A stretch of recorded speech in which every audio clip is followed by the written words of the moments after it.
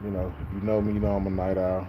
That's usually why I do the majority of these videos at night. Because number one, the majority of these videos are discussing the games that just happened, just ended.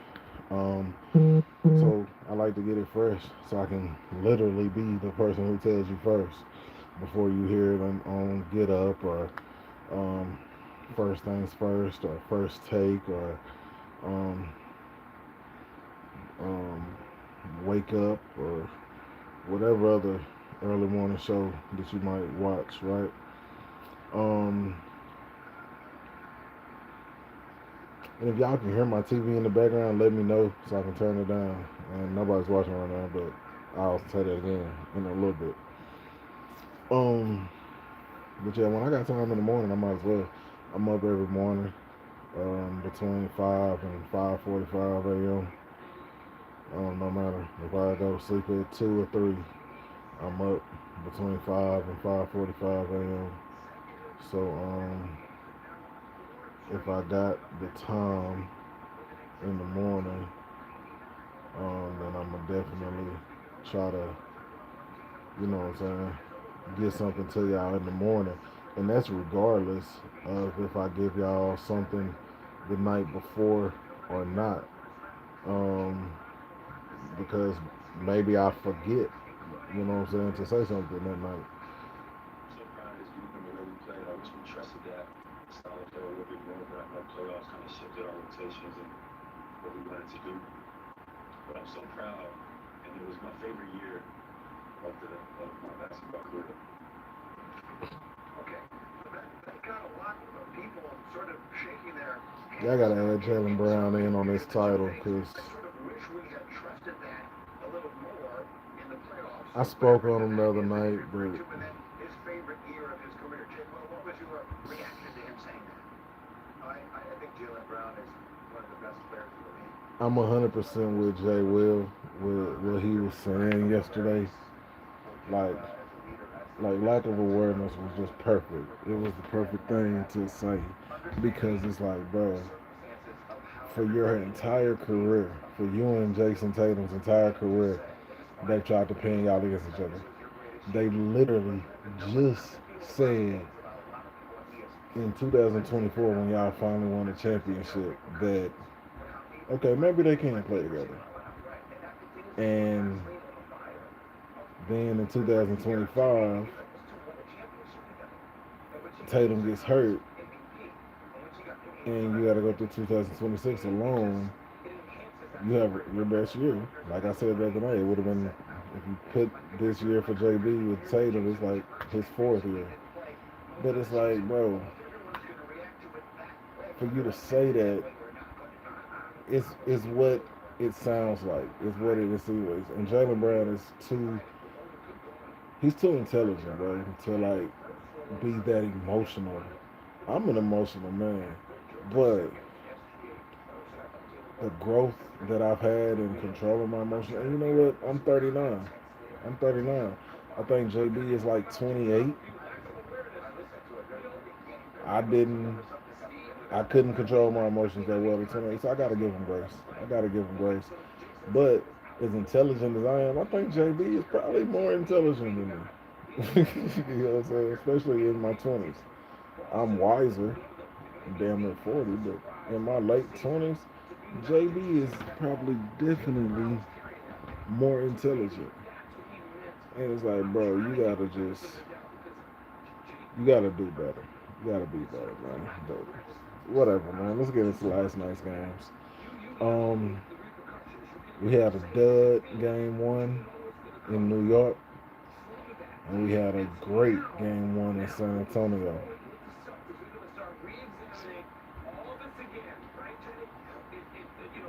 Philly got beat by damn near, it's 39, but fuck it. We gonna say it is what it is. Philly got beat by 40.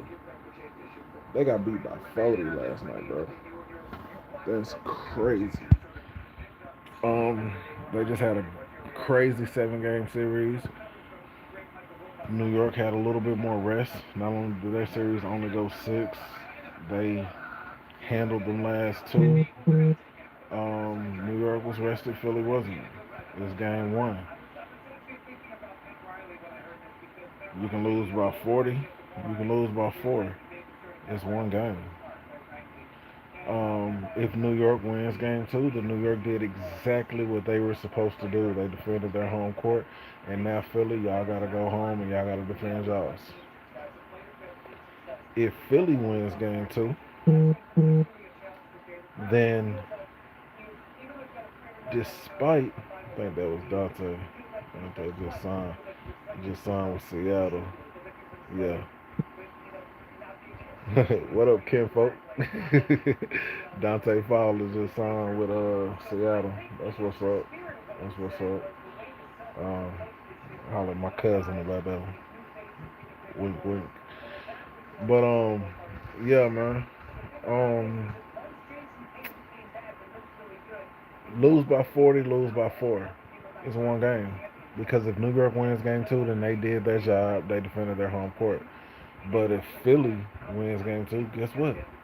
They did their job. They came into the Garden and they stole home court.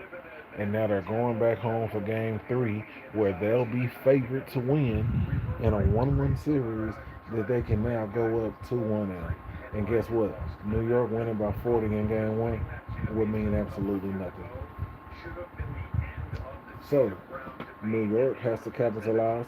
I'm very interested in what Mikal Bridges does. Mikal played a good game this game and the last game. However, both of these games were complete blowouts. They beat Atlanta by like 51, and they won these last two games by 90 points. New York closed out Atlanta and opened up this series against Philly with a combined 90 points. Those are the only two games that Mikal Bridges has played well in. Shout out to the Knicks. They are the first team in NBA history.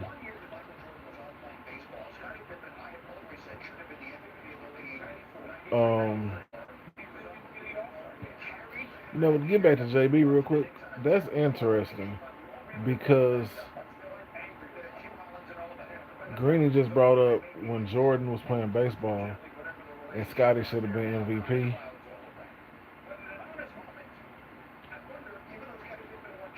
And that's exactly what I was about to say, Greeny. Scotty won 6 championships with Jordan, but if you asked him even back then, Scotty might have said 94 was his funnest season because he was the guy. So in that sense, I can understand where Jalen Brown's coming from. That's where I say I gotta give him grace. Um, Actually, I said that about Joel Embiid before I got on, but we'll get to Joel Embiid in a second because that's the game we're talking about. But I guess when you think about it like that, you gotta kind of understand because Pippen finished third in MVP that year in '94 behind Hakeem and David Robinson. Jalen Brown's probably finished what, maybe fifth or sixth in MVP this year. He'll never do that with Tatum. So I guess you can kind of understand where it's coming from. It's just different because there was never a rift. Everybody knew that Jordan was the man, Pippen was number two, and there was no Jordan and Pippen can't play together. It was they complement each other perfectly.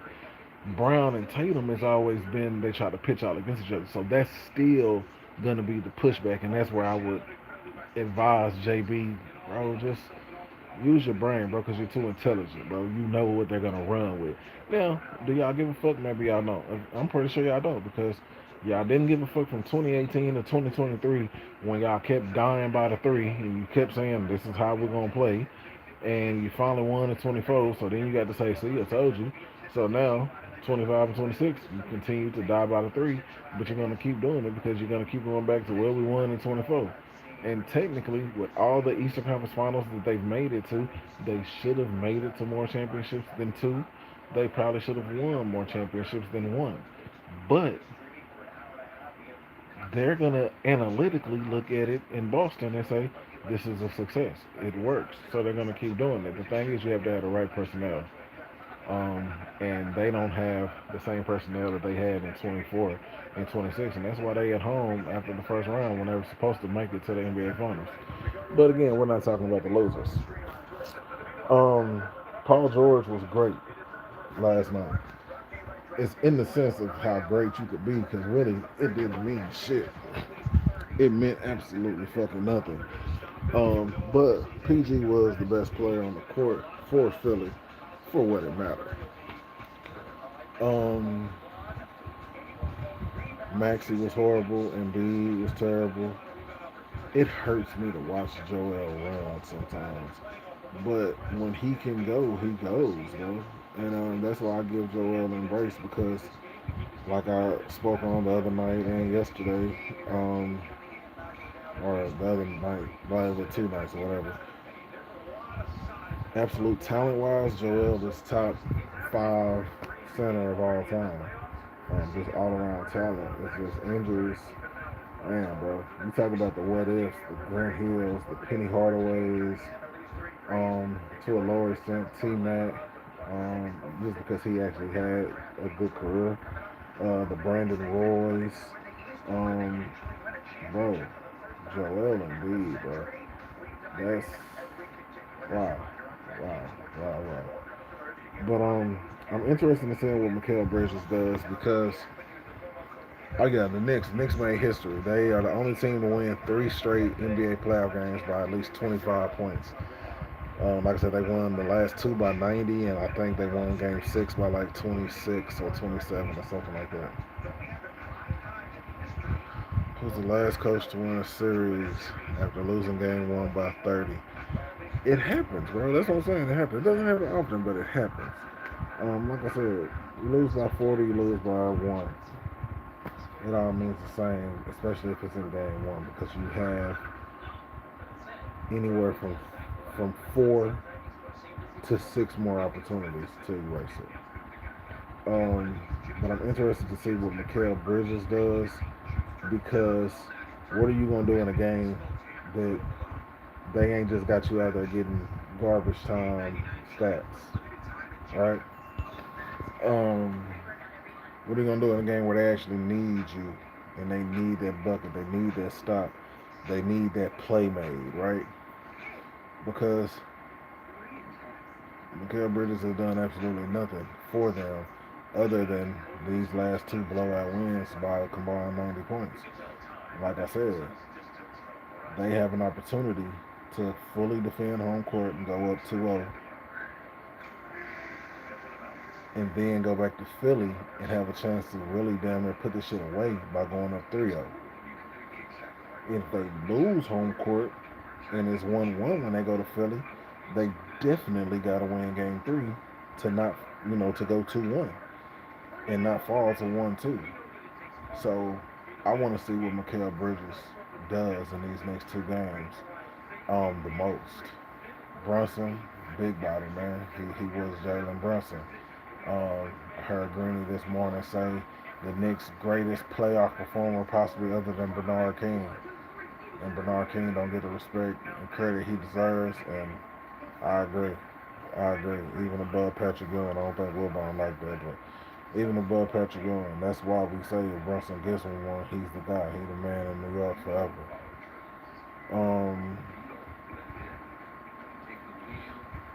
It was one of them games, man. And unfortunately, Philly ain't gonna have a lot of rest because they got to play again. I'm pretty sure Wednesday night. Um, hey, it's the playoffs, baby. It's the playoffs. Um, but I'm really interested in what Mikal Bridges will do. I think Joel will be a lot better in game 2, same way he was in the second game he played in against Boston. Maxey is definitely gonna be better. And VJ wasn't bad last night, but he'll be even better. So the Knicks are really going to have to bring it, which again brings me back to what will Mikal Bridges do, because I know what Brunson's going to do. Cat only played 20 minutes last night, and he was very good in those 20 minutes. So Cat's rested. He should be able to come back in game 2 and still, do something, and we should get hopefully an epic performance between, the matchup between Cat and It you will. um, San Antonio lost game one. Minnesota has already stolen home court. Ant, bro. Ant is crazy. I think Jay Will said his name ain't Ant Man no more. It's Wolverine. Because the way he heals is ridiculous. I mean, I think there was a story one time about how playing football when he was younger, he would get these injuries, but he would heal quickly. And it's translated into his early 20s when he was not supposed to play in game one. I think the other night I said, I hope he's back by game three in Minnesota. I did not expect him to play in one or two. I think my son told me he thinks he'll be ready for game two. And then yesterday it was announced. I put it up on Facebook. Anthony Edwards will play in game one. He was on a minutes restriction. Finch, I mentioned this the other night, and I gotta continue mentioning it. It's not just my first thought. I've said this for at least 2, maybe 3 seasons now, but at least 2 for sure. At least I know I said it last season. Finch is proven to be a top 5 coach in this league. I love how he holds Ant accountable. Let's see this. See this answer real quick. The last coach to win a playoff series after losing game one by at least 30. I have no clue. This nigga Wendy said he got no clue. I'm gonna go back to Pat Riley. I'm sure somebody will be. All right, I did it in '85. I know he did it. I do not remember this, but I'm just gonna say because I'm trying to get inside Hebo's head. I'm just gonna guess it was Nick Nurse. How about this? How about if I told you it was Nick Nurse 2 weeks ago? It was Nick Nurse 2 weeks ago. Wendy said that was an absolute guess. It was Nick Nurse. Just happened. That's crazy. That's crazy. Wendy's legitimately saying it was an absolute guess. I'll see you next week. I'm done. He said it was an absolute guess. He said Nick Nurse. 2016. Pat Riley in '85. Billy Who did it in 2016? It's Nick Nurse 2 weeks ago. Did he say Billy Donovan? The Thunder? Billy Donovan in 2016. Pat Riley in '85. Pat Billy Riley Cunningham in '82. So we're going back a long way. So 4 times. And that brings us back to last night. So the Thunder were the last thing. I gotta look that up and see. I'm trying to think. It was 2016. So No lost the Western Conference Finals to OKC. I'm gonna guess that was OKC beating San Antonio in the semifinals. I'm gonna guess that the Spurs won that second round game, won by 30, and the Thunder came back and won. I know the Thunder won that series in 6. I don't remember if they lost by 30 in game one, but for Billy Donovan to be the last one before Nick Nurse just did it, that's a good question. Himbo be on that bullshit. He could be on that bullshit. He asked a question that the answer just happened 2 weeks ago. That's crazy. And I don't think Billy Donovan would have been somebody that nobody thought of had Nurse not just did it. But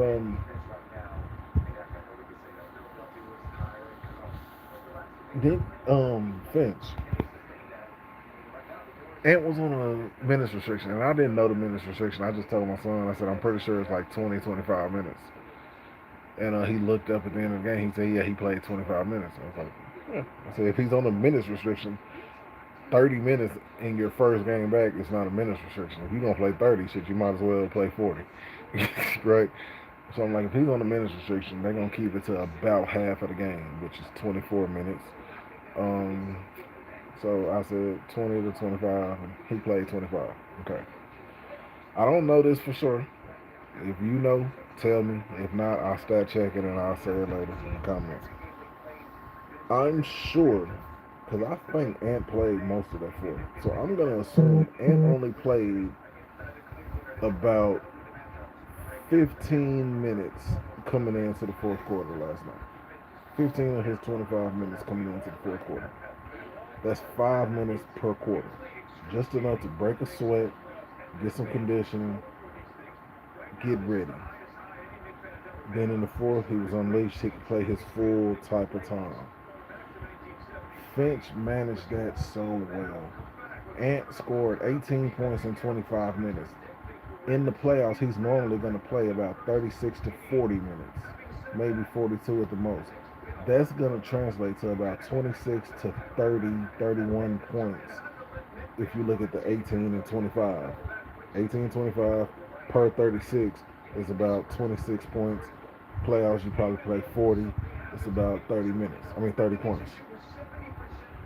So what that tells me is Finch got the absolute most production that he could have possibly got out of Ant last night in 25 minutes with him giving 18 points. I think he had like 4 assists, 4 boards, right? He shot well. He was on the court at 0-0 when they won by 2 points. That is coaching. That is coaching. That was a phenomenal job of coaching. Here's a weird stat. The only good plus minuses that the Wolves had was Mike Conley and Naz Reid. Ant had a negative plus minus. Gobert was the only other person. 3 players for the Wolves had plus minuses. And Gobert was only a +2. Everybody else for the Wolves had a negative plus minus. Ant negative plus minus.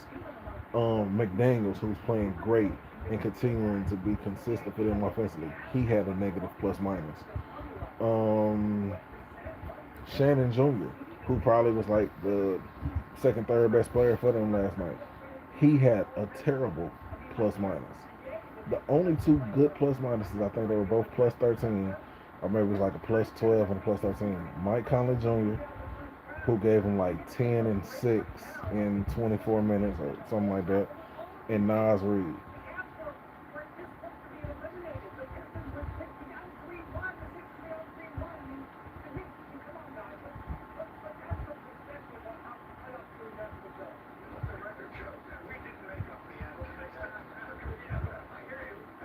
The Spurs had more players with a positive plus minus. However, their best plus minuses was only +7. It was Champagne and Vassell. Is his name Vassell or Vassell? I got him on like 2 different franchises on 2K, and I still don't know if it's Vassell or Vassell. I'll be calling him Vassell, but sometimes I say Vassell. I don't know. Sorry, Devin. But and they played well. I think they combined like 31 points, 12 rebounds. I think Vassell had 3 boards, 3 dimes, 3 steals, a block. I think they shot about a combined 12 of 23, 6 of 13 from 3. Like, they were good. They were very good. Wemby, historic night, 12 blocks. He don't care. He had 12. Bro, this motherfucker had 12. Victor Wembanyama had 12 blocks. That shit is insane, bro. That's crazy. 12. That shit is crazy.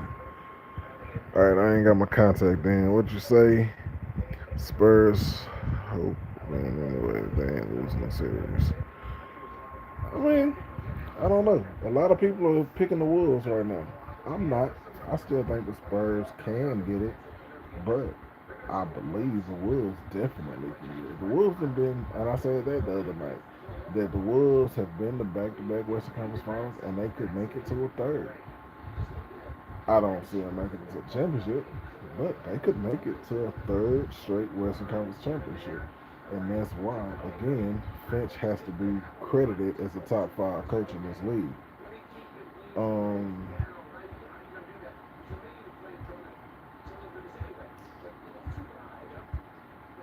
De'Aaron Fox is terrible. De'Aaron Fox and Kendall Johnson, the 6th man of the year, and the 2 vets on that team, other than Harrison Barnes, they played the 2 worst games last night. They have to be better for San Antonio to win. They have to be. Vic had 12 blocks. He doesn't care because it didn't result to a win. He only had 11 points. He had 15 rebounds, 12 blocks. He was amazing defensively, amazing in the paint. But the way Finch drew up the scheme to defend him and not let Vic be effective offensively, that shit was masterful. He literally went back to how I said you have to guard Wemby And how I got that on how you guard Wemby is from looking at how people used to guard Kevin when Kevin was in OKC. Get someone small, physical, get up underneath it and get into him. That's exactly how they guarded Vic last night. And he was just like, I just gotta go back and watch the film. I gotta just see what happened. He'll be better in game two, but Minnesota will still be prepared in game two too. So it's gonna be a good one. Who will win the series? I don't know. Game two will tell a lot. If San Antonio ties it up, they're right back in the driver's seat, even though Minnesota will have home court. I would expect San Antonio to go to Minnesota and win one. So the series will come back to San Antonio in game five, tied at two. If Minnesota wins game two, San Antonio's in trouble because Minnesota's now up 2-0 going home. If they go up 3-0, they're gonna win the series. San Antonio's not gonna win four in a row. But maybe San Antonio takes game three. It's 2-1. Minnesota will win game four. I say they will, but I ain't gonna front. If Minnesota can get two in San Antonio can go get two in Minnesota. They can. I wouldn't bet on either of them. I expect San Antonio to win game two, and I expect Minnesota to win one in Minnesota. But game two is gonna tell a lot. Wemby be blocking the shit out of everybody. This might go seven. It definitely can go seven. Most definitely. That's my point. Like, I think this should be a 2-2 series when it comes back to San Antonio in game five. The winner of game fives and 2-2 series win a lot of the times. So while game two is going to tell a lot about how this series will go and how long and far it could go, if it's 2-2 after four, which I see every scenario with it being that, whether it's Spurs, go to Minnesota down 0-2 and win two in Minnesota, it's 1-1 going to Minnesota, and then they go 1-1 in Minnesota. I see it being 2-2 coming back to San Antonio. Game five is going to tell us a lot, but it'll tell us a lot in who will win, because it still definitely could and probably should go seven. I just hope Ant's healthy, because there was times he grimaces, but it's times he's been doing that the whole goddamn playoffs. Again, Minnesota beat Denver, and Ant played in like 1.5 games. Ant ain't been healthy this whole fucking playoffs. And that's the craziest part, and that's really the most messed up part. Say it is Minnesota and OKC in the Western Conference Finals again, and Ant still ain't healthy. That sucks, bro. That sucks. If we upset the Thunder and it's us in the Minnesota, which would be a rematch for the first round from a couple years ago, or last year, that still sucks if Ant ain't healthy. So I just want everybody to be healthy, man. I want Embiid to be able to go all the way. I want Ant to be healthy. I really wish Luka was playing, because I believe we have a shot, even though there's no evidence to say that with how OKC did us in the season. But De'Aaron Fox got to be better. Dylan Harper was great. And if Dylan Harper's going to be that good and Fox is going to be that bad, then Mitch Johnson, it's on you to bench Fox and play Harper more. It's on you. It has to happen. How do the Spurs leapfrog all the finals or even win a chip before? Okay, you know what? I'm glad you asked that question. I'm very glad you asked that question. I really appreciate you asking that question. And this is why. I said this back in either January or February. Vic. Chris Paul ain't got nothing to do with this, but I'm just like, I'm honestly, to God, my brother can vouch. I call Chris Paul the point god before anybody in the world started calling him point god. So, like, I did that, right? And I really think I might have called Wemby an alien first. I could be wrong. I'm not going to take 100% credit for calling Wemby an alien first. I do take 100% credit for calling Chris Paul the point guard first. I probably take about 50% credit for Wemby. Alien, right? Okay, bet. Wemby, I said this in January, February. I'll find the post. I'll post it here. Wemby changes and breaks all the rules. I'm a Laker fan. Again, I don't want to see the fucking Spurs win the championship. But again, I said this shit in January or February. I said the Spurs can absolutely leapfrog the process and win a championship this season. Um, shit. Now I think about it, I might have said this shit in fucking November, December, but I think I said it in January, February. Um, they can do it because Vic makes the rules not matter. He's the exception. Um, what he does is crazy, and the effect that he has is crazy. Fox is gonna play better. He's a vet. Keldon, he's the sixth man of the year for a reason. Harper and Castle are young dogs. They bulls. Champagne and Vassell, great glue guys. Harrison Barnes is the perfect vet. The Spurs can skip the process, and it makes no sense. It makes absolutely no sense. But the Spurs can skip the process and go from not making the playoffs to not dealing with none of the heartbreak of the playoffs and getting to the finals, winning the finals. And that's insane to think about, but that's the world we live in with 7-6 Victor Wembanyama. Um,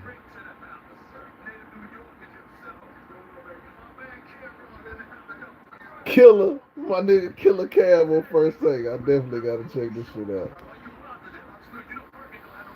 But yeah, man, it's a good game, man. It's gonna be a great series. I can't wait for tonight. See how my Lakers look, man. But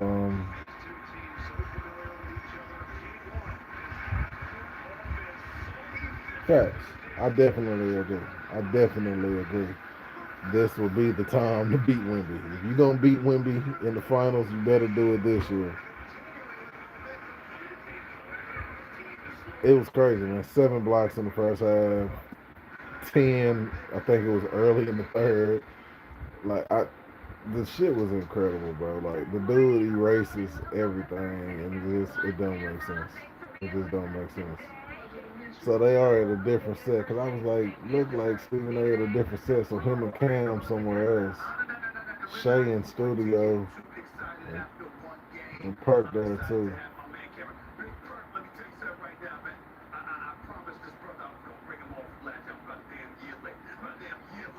Stephen A. killer, man. But yeah, man. Y'all stay tuned with me. I'll be back tonight after the Lakers. Or maybe in the morning, we'll see.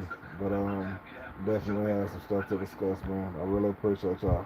Thank you.